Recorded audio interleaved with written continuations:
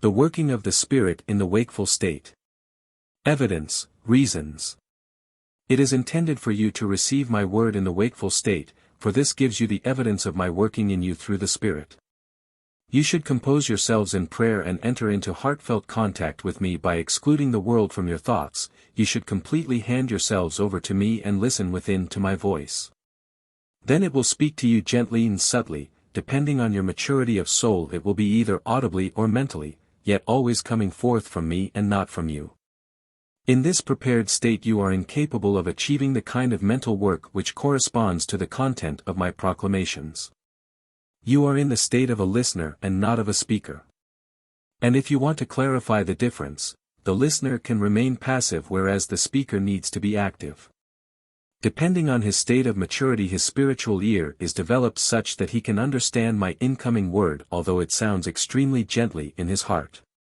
The depth of feeling is therefore the decisive factor for an effortless reception of my word, and accordingly will be the proclamation's depth of content, which are intended for him and through him for his fellow human beings. This is why you must differentiate between spiritual knowledge which shall be conveyed to fellow human beings and the words I grant to my children as a loving father if they suffer fear and adversity and are in need of comforting words, which certainly provide the evidence of my compassion to all people yet are particularly given to those who call upon me in their distress for help.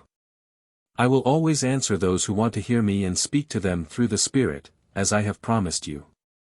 You are meant to hear me, yet in a fully conscious state, for I don't conceal myself behind a form which is so weak that it gives up its own will and in an unconscious state allows an unfamiliar will to take possession of it.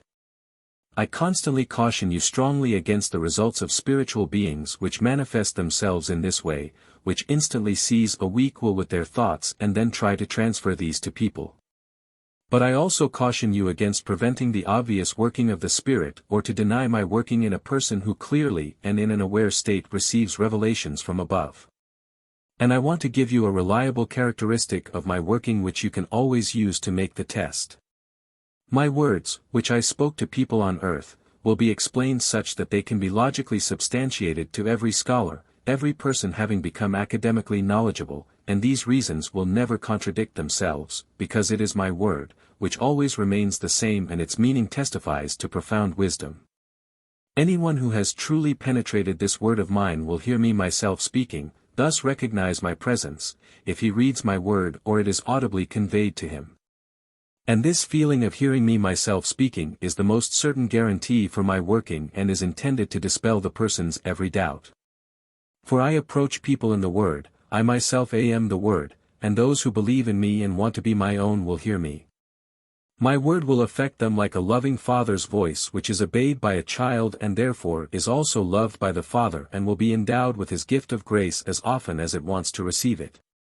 Therefore, let yourselves be guided and taught by your feeling, for I myself place this into your heart and error will never influence you such that you are willing to diligently defend it. For I protect everyone from obscure or deceptive feelings if he has the sincere will to work as my disciple during the last days, because I need these true laborers in my vineyard and therefore also grant them the ability to distinguish between right and wrong. Amen.